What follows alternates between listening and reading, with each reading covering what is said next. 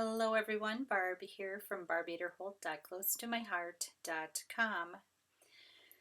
Well, what do I have here? Yes, my family and I are Trekkies. We have been to the Star Trek experience in Las Vegas numerous times.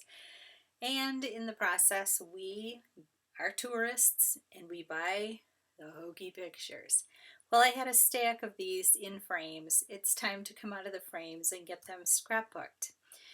And I am going to show you how I'm handling this big picture. There's one for each of us in the family. A couple of the kids have a couple of them. And I thought it would be nice to bring in my distress oxides. So I have 4 handles, and I have my pads that match each of my, let's move this over here, and we'll get my little ink blenders in the garbage all over the place. Here we go. Let's see. Here we go. So I thought it would be fun to do some distress oxides, kind of play a little bit. So I have a piece of, it's not 12 by 12. It is 11 3/4 by 11 1/2. I trimmed it down a little bit because I'm going to mount it on a bigger piece of paper, and I just wanted that dimension. And I have my picture sitting here, and I have already done some pre-creating. I am not quick to put this stuff together, so I need to pre-create. So what I'm doing right now is I'm going to start doing some ink blending, and I'm using this picture sort of as my guide, so I know where to smooch my ink. So got some nice mustard seed, and then I have fired brick, and I love the distress oxides because they're so creamy. Oh, I just love how they blend. And I'm not worried about being perfect with it. I'm overlapping a little bit. Got some wispiness going on. And here I'll get wilted violet. I think these are all close to my heart colors. I do have other colors, and sometimes I mix them up. So I'm going to do wilted violet in between. Bridging that gap and bringing that, oh, it's sort of a sky-ish look. And given that this is Star Trek and space travel, thought that might work. Bring a little more of the wilted violet in. Hopefully get a little purpley look there. And I might try, got a little bit of the distress oxide black soot.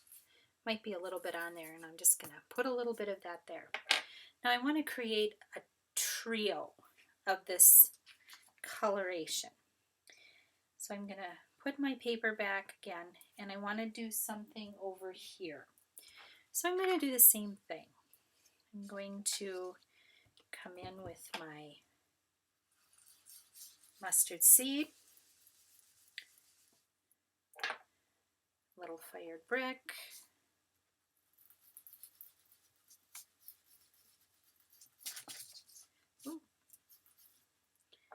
and the wilted violet right in the middle there.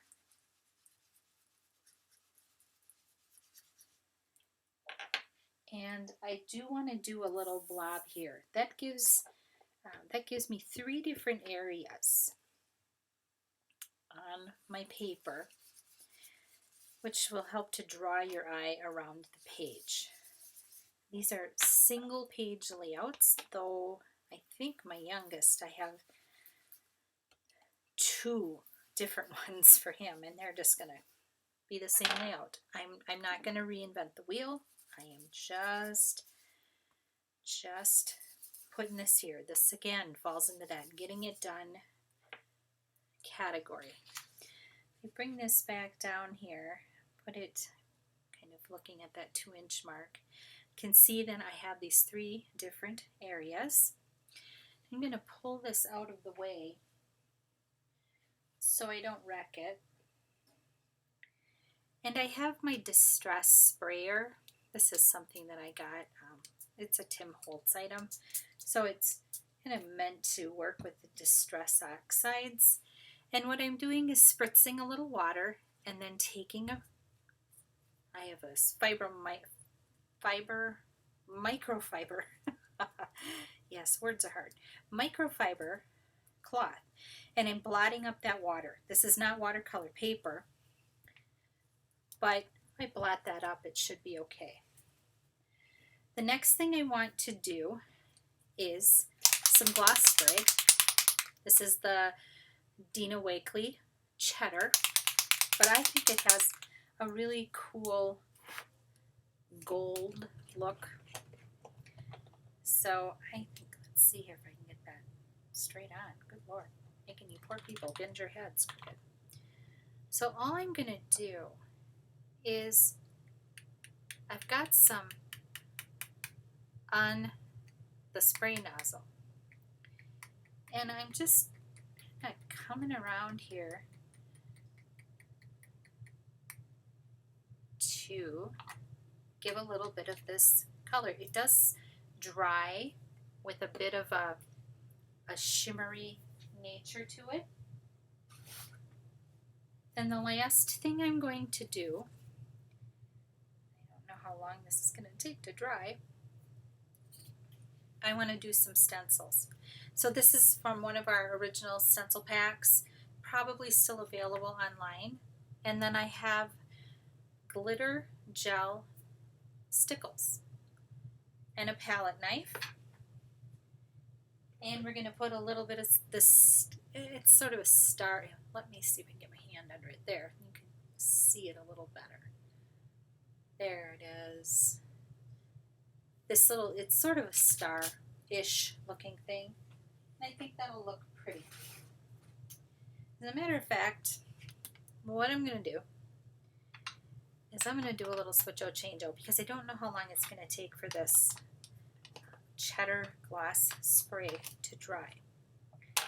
So I'm going to pull this up, and I had used some glue dots. Let's see if I can get this without wrecking anything here. I just wanted some temporary glue dots so that it would stay in place when I was rubbing around. Yes. And I'm going to pull this out. Sorry for the delay.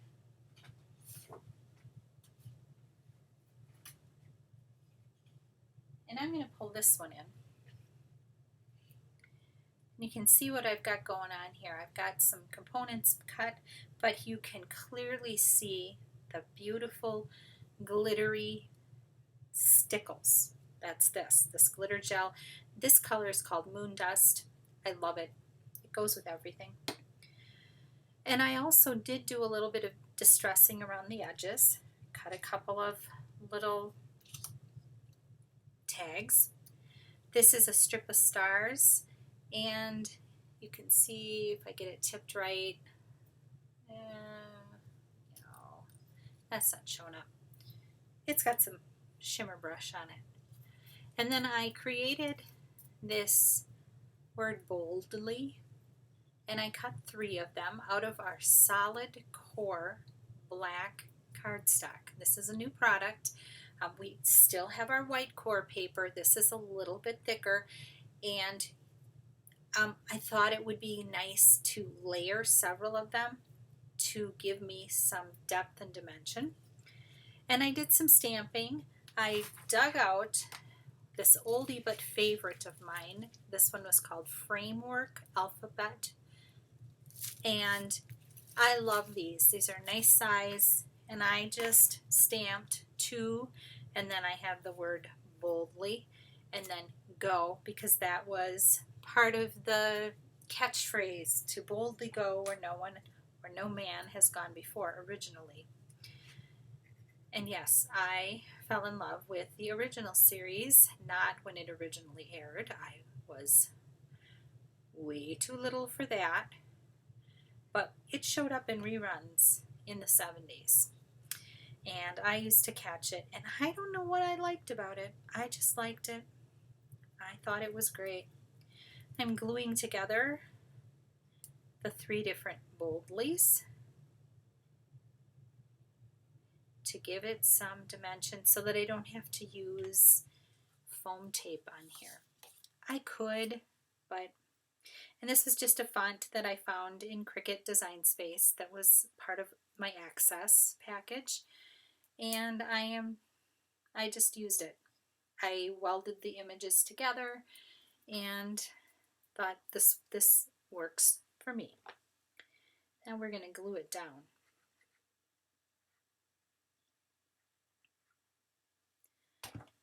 So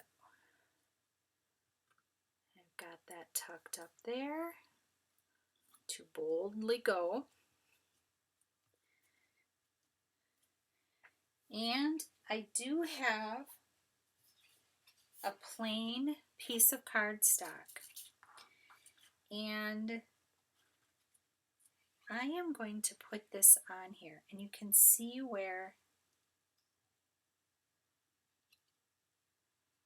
I did some inking, but I trimmed it off a little bit so I don't have any inking over here, and I just used the black soot, and I'm just going to give a little more ink to that part. And I'm going to bring in my photo again, but I need to attach this, and I am looking at bumping this edge right over, and I am going to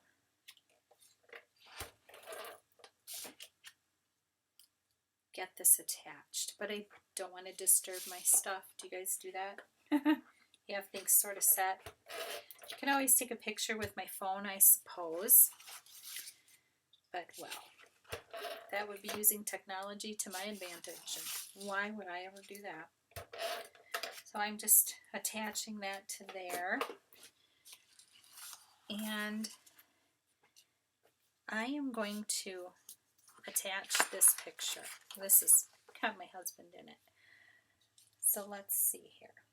I've got this little strip of stars. I want to make sure that that fits on here. Yep, I think that'll work fine. And what I'm going to do is I am just going to put a couple of runs right toward the middle. So if I want to tuck anything in, I've got some wiggle room to do that. We'll start this up at about the 2-inch, and it should go to the 10-inch, and that should nest in there quite nicely. So I got that picture in place. I'm going to glue down this strip of stars. This strip of stars is a close to my heart cut. It was from, I do believe, our art booking cartridge, which was a cartridge that had a lot of scrapbooky-ish images on it. So I want to get this glued down, and I know I'm going heavy on the glue, but my other tip is clogged. Okay. And I cut this out of pattern paper. And here's a tip for you. When you are cutting out pattern paper, don't put it on paper in your settings. Leave it on cardstock, or it won't cut through. What it does is it just barely cuts the paper, but it doesn't cut it all the way through, and you are stuck. I have a couple of little stars, and this is my Stampin' Up! Little cheater star punch that I love, and I keep it on hand because it works well. I'm going to take a few of these little black stars that I cut out from that same black cardstock, and I am placing them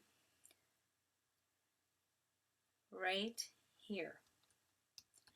And that's to bring some black a black element down to the bottom.